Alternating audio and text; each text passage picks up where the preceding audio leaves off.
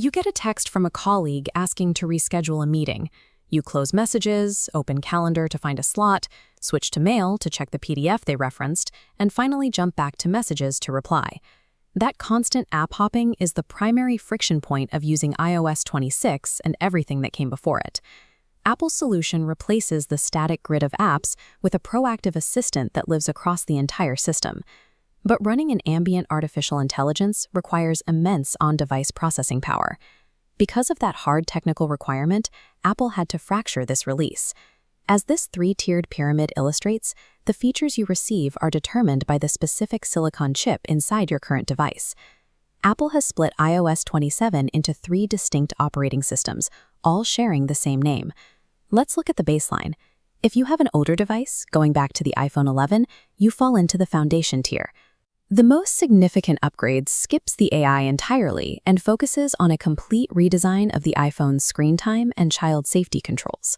Parents can now set granular, app-specific time windows and manage content permissions by age group. Because these limits tie directly to system-level app IDs, traditional bypasses no longer work.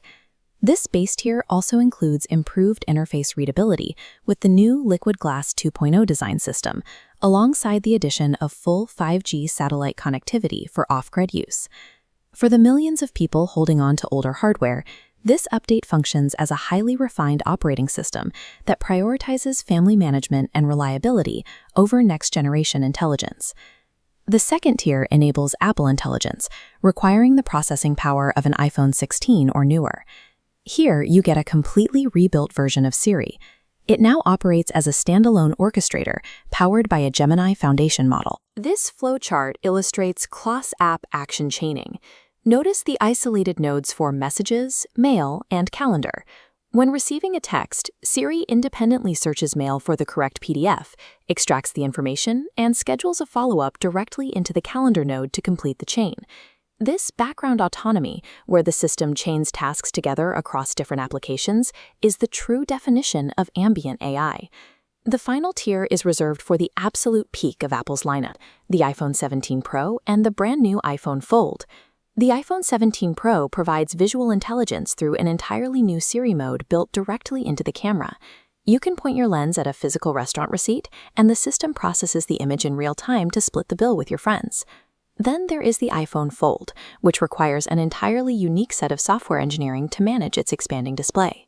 Fold users get exclusive iPad-style split-view multitasking, along with adaptive layouts that recognize the exact angle of the device's physical hinge. At this highest tier, the update provides the capabilities of a pro-level workstation, emphasizing multitasking over single-app use. Zooming out from the individual features, this update represents a strict departure from how Apple has historically built software. For 16 years, you were the orchestrator, manually tapping grid icons to execute your own tasks. Now, Siri takes on that orchestrator role. This breaks the long-held guarantee of a unified software experience across the lineup. For the first time, your specific silicon chip limits the actual logic of the OS. As this graphic shows, the dividing lines are clear. iPhone 11 and up gets the refined foundation. iPhone 16 enables the ambient intelligence, and the 17 Pro or Fold provides the cutting-edge visual and multitasking tools. If you have the right silicon in your pocket, this update represents the death of the isolated app and the beginning of ambient computing.